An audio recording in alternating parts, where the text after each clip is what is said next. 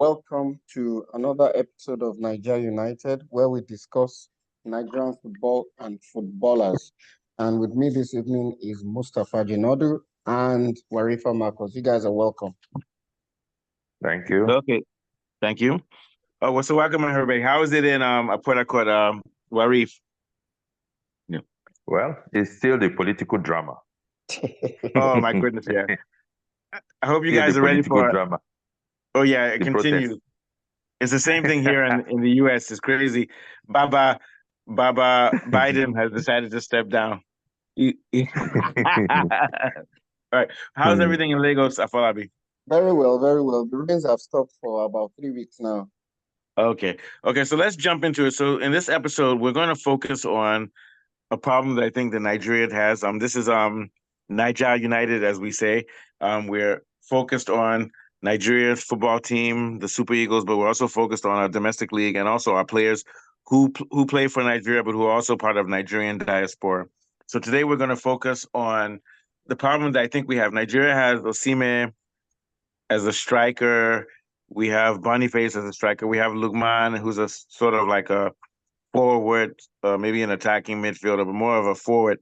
But right now, we don't really seem to have what they call the engine.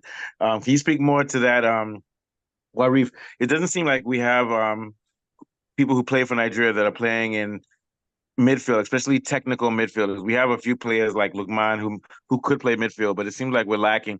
And I think that hurt us in the African Nations Cup. We struggled against South Africa, and we struggled in the finals against Cote d'Ivoire because we're playing people in positions that they don't need to play, especially guys like Iwobi, who's really supposed to be a forward, but they were using him as sort of like a number 10. What's your thoughts, Warif? Well, right now the Nigerian the Super Eagles don't have a technical advisor and manager. So the new manager that might come up might have lots of work to do, except, and we don't even know who will be the new technical advisor. Still the same old players that have been using. It will be, what's it called? The two guys that plays for Leicester City. What's his name? The Kelechi Iheanacho and his teammate. So I think we still need to do proper research to bring in new players that can showcase themselves to the world. And doing that, it takes a lot of work. So if we get a new manager now, it's just like starting afresh. Meanwhile, he will be using the old players. And using the old players, it will be as if you are still in on a particular spot. So you have to think deep to have more creative ability to take this Super Eagles to the next stage. Yeah, I agree. But I also think that we also have a problem. Who are we going to choose? Because it's not the managers for the Super Eagles to choose from our midfielders. Who do we have? For example, who do we have right now out of like our top 3 or 4 or 5 that would be in midfield? Who do we have in defensive midfield, central midfield, and attacking midfield that we can even choose from? That's what I'm thinking. Like right now, like especially for like central midfield, it seems like we don't have like a lot of choices from the different leagues. Maybe I'm wrong. What do you think, Warif? Then we can go to Afolabi. Yeah. The only defensive midfielder we have right now is this guy that plays for Leicester City. What's his name? We might have other ones. Wilfred Ndidi. Yes, Wilfred Ndidi. And I'm not too used to the domestic players that plays local, play their trade in the Nigerian league. So if that's where they might look up to, then do a proper research for defensive midfielders that apply their trade in Europe or maybe South America. And I doubt if we have players in even South America. We may have to go to Belgium. Or maybe even Israel, all those small leagues. Yeah, go ahead. Sorry. North Africa even. Yeah. So and I think that go ahead. The technical crew, they need a lot of work to do a proper research to fish out these guys. Yeah. If not, we'll fall back to the Wilfred Ndidi and other players that we've been using. Yeah. And then also, what about our central midfielders? Also, who do we have to choose from right now? It seems like we're low. We have some attacking midfielders like Bashir and maybe even Iwobi. Maybe even Lukman, but those guys, even Lukman and Iwobi, it doesn't seem like their natural position is attacking The midfield. cha- Yeah, the, go cha- the ahead. challenge I might have is that because even when Finidi George came, he did have to drop what is this guy's name that carries up that plays the left back. So I just pray that any coach that comes, he wouldn't drop these players because you are short of players until they Yeah, discover yeah, more players. It's still yeah. like I would say, it's still the same thing. It will be Lukman, Bashiru, and some And other. to me, none of those guys, is a natural is Iwobi is I mean not, Bashiru might be a natural midfield, but even in Bashiru, he doesn't really hold the ball. He's sort of like rugged and aggressive. We need like some guys who are more like central midfielders and defensive midfielders who do a lot of passing and stay in the midfield and go. But I think Bashiru seems like and even Bashiru is still up and coming. Yeah. So thank you, Warif. What are your thoughts on that, Afolabi? Yeah. Yeah, basically, I think with the NFF has failed to develop football from the grassroots.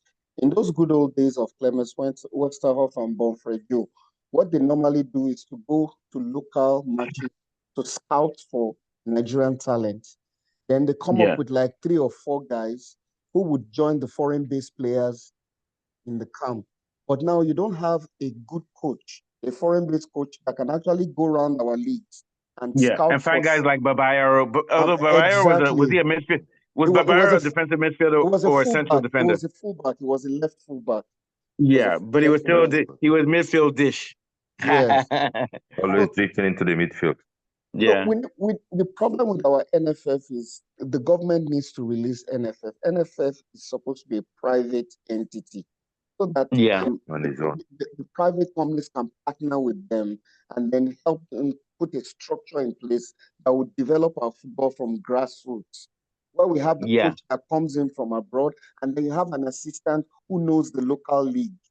You can then yeah, promote Nigerian players and get them into big clubs in Europe. yeah, That is not happening anymore. It used to be the norm when Clemens Westerhoff was here, and I believe that's where the problem is. Now we have a shortage of quality central midfielders, like you rightly alluded to. We can't yeah, mention 4 names, 4 good yeah. technical midfielders now for Nigeria, No, and no, we don't have. But and I'll we have a also say World Cup that. to go to. Yeah, Yeah, I'll also say that that's a problem that these guys suffer from too. Brazil has a bunch of wingers and they have good defenders, but they don't have a lot of central midfielders.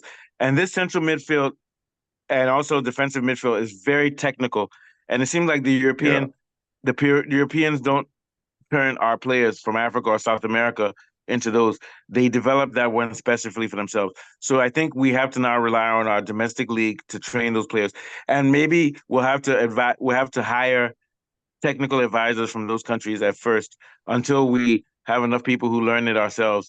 Then we can now have um, a, a full-time Nigerian coach, someone like Finidi or so. But for now, we might need a technical advisor, and we're going to talk about that soon. But what are your thoughts, Falabi? Yeah, yeah, basically, that's just what I'm saying. We need a yeah, yeah, foreign coach who can have a Nigerian apprentice as a mentee yeah, over yeah, a couple of years. And based on that, he can begin to learn how these things are done. For instance, Nigeria has to first of all decide how do we want to play our football. And then we bring in the blueprint, maybe from Spain or from Europe, and then we try and implement it in Nigeria. And then we get scouts who will scout yeah, Nigerian players for us in Europe, and then indigenous coaches that can work with the foreigner to get talent. yeah. Then, then, I then think we that's what begin, yeah, Go ahead, go ahead. Yeah, then we begin to develop it from here. And then we have a network between the NFF and the domestic league clubs, where each of the clubs can actually say, oh, we have this young player that's developing, we recommend him. Then you bring him in and then you give him trials. And if he's good yeah, enough, then from there you begin to expose them to leagues in Europe. I think yeah, that's where the problem is. Our yeah, NFF needs to get off the government and become a private entity. That's the way it's done yeah. in developed countries. But I think it's tricky though because a lot of these guys that come from other countries, I'm not trying to say they will sabotage us, but it's very difficult when you have to have foreigners to train your players because their loyalty is not to your country. But if you give them the right money and the incentives, they will do it.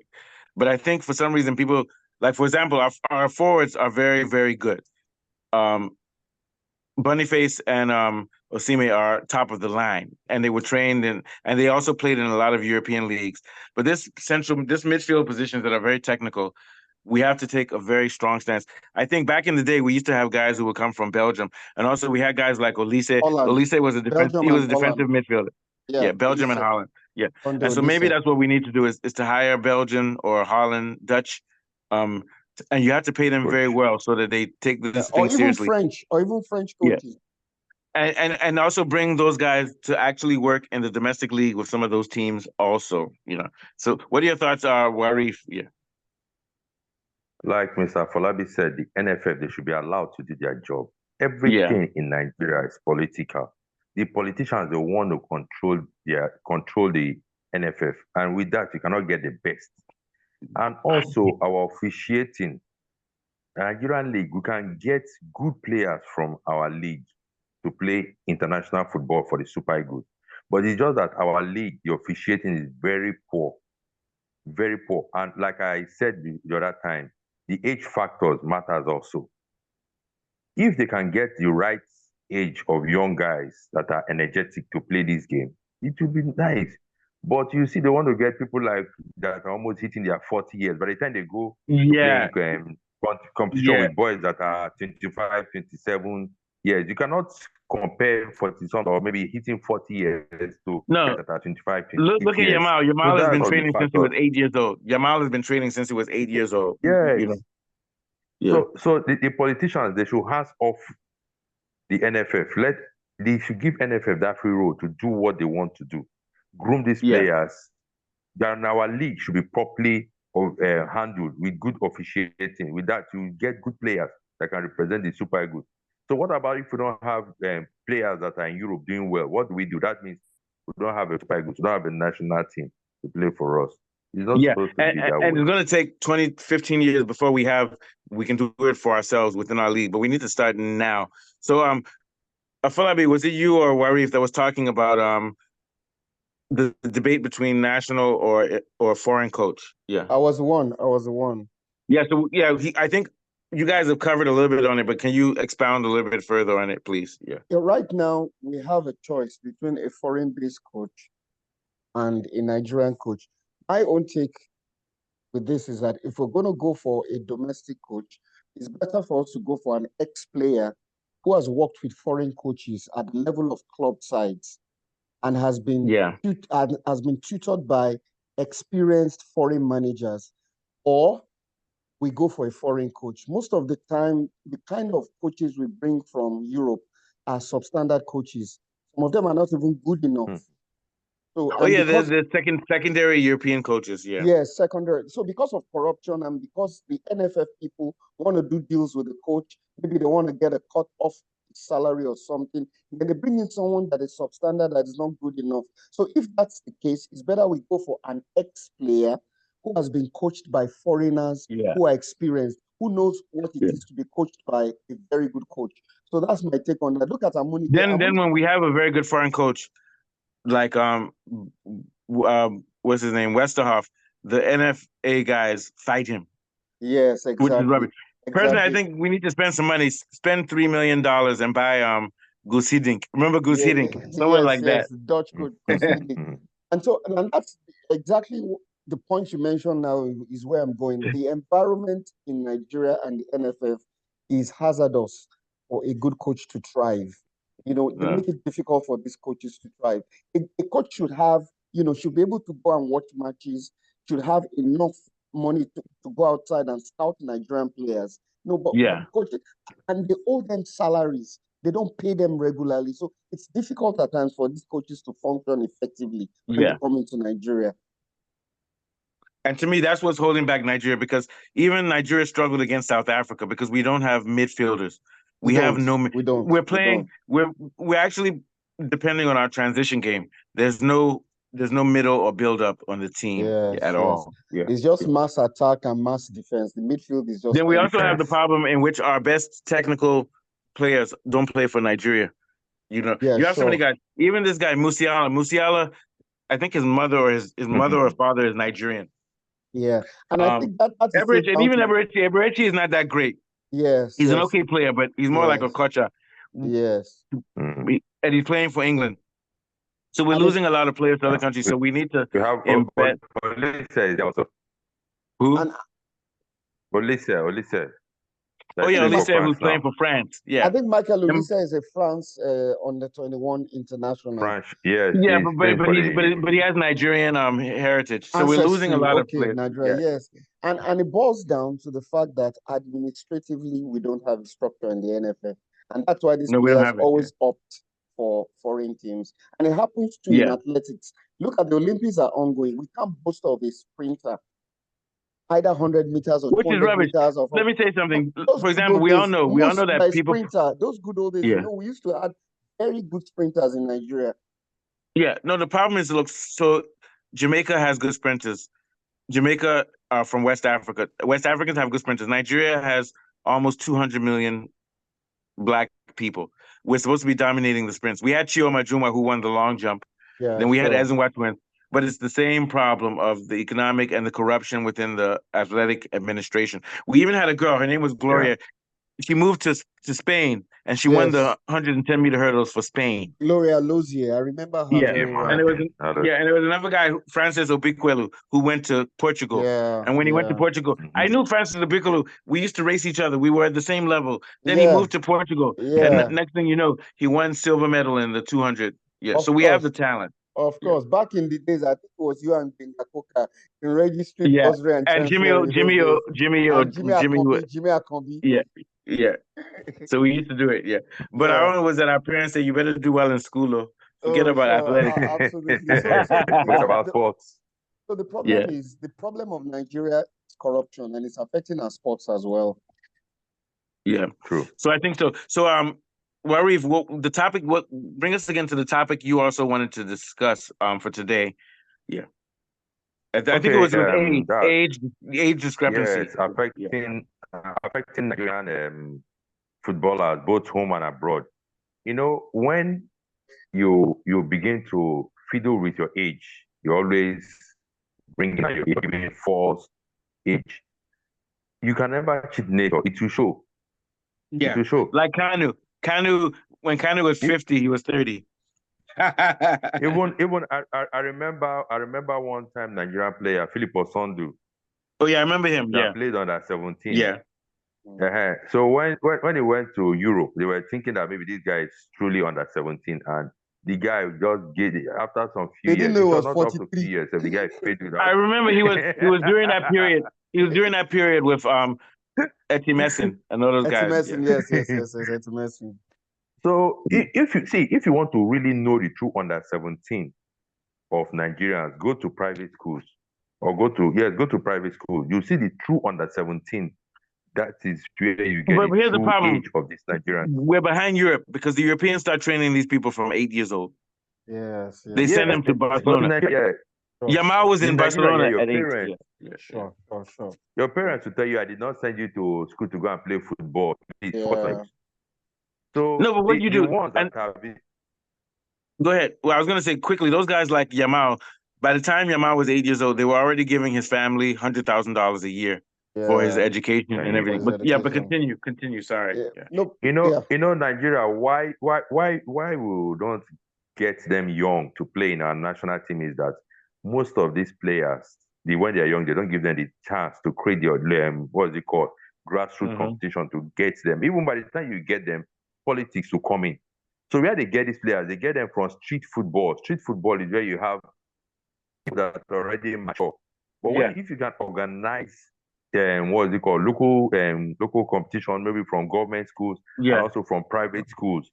Even from private schools, that's where you can get the true age of these players, these boys. That's why I know Osimhen is young. Osimhen was a street player. He was a street player. Yeah. But Nigeria, by the time you're at the age of let me say 35, still playing in Nigerian league, and maybe one European club or one North African club come to sign you. But then you're hitting your 40, and nature will always tell on you. You'll not be able to run. You'll not be agile. You'll not be energetic. Before you know, an injury. Gra like Bashir. Shoot and follow. Yeah. So that's just one of the disadvantages of all these age certifications. And it's going to affect us because that's one thing about the Francophone countries like Senegal, and Cote d'Ivoire, their players go to Europe very early because they're part of the French system. The French bring them there, and sometimes Why the they try British to. are not helping us? No, they're not, and that means we have to help ourselves. We have to send our players. We have to start recruiting young players and sending them to schools that are run by technical advisors from Belgium and Holland, or send them to Belgium and Holland also at a young age. But the problem is, if you send them at a young age, they'll just change their citizenship and take them. That's the sad You know part. and again, one of that thing about Nigerian players going Europe or going abroad is that the economy, they don't follow the due process. Like, for example, now Arsenal is supposed to sign this Italian defender, but they are taking their steps. They follow the due process. But in Nigeria, Yeah. because of the economy and the hardship, they don't want to know how much. As far as they are paying you in dollars or in pounds, guy, make this thing fast. Let me go over. Let me go. Yeah. So it affects the players. Yeah. See, thank you. So what was your thought, Afolabi, that you were about to say? What I wanted to say was that these things end up catching up with us. Look at John Yes. Michelobi. John Michelobi was contemporary with Lionel Messi. Messi is still playing actively. John Yeah, but I think football. Yeah. John Michelobi is not playing football anymore. So it's better for us to do it right. he's too old. Because I remember they were saying he was 19. He must have been 28 at that point. Yeah, the guy was like 30 then. Yeah. So these things end up catching up with us. And there's something that they do in the US. Once they spot that you have sporting talent, they take over your education, they give you a scholarship. So you can focus on the sports and then they get you a coach, so you can concentrate. It's a win-win situation. You're going to school and your sport career is also being monitored. But here, if you're good in sports, your academics suffer for it. And I agree. And another thing we need to do, which is what South Africa doesn't send its players and give them super technical training. But what they do is the South African league, even the domestic league, is full of coaches from Belgium. And also they have DSTV, which has pumped millions of dollars into their domestic league. We need to develop our domestic league because at least our midfield and defenders, half of it should come from our domestic league. Yes, we need to develop our domestic league also. You're right about that. And it starts from corruption. Direct investment will only be attracted if the system is full of integrity and there's no corruption. All those South African companies like DSTV, MTN, are partner with those with the league.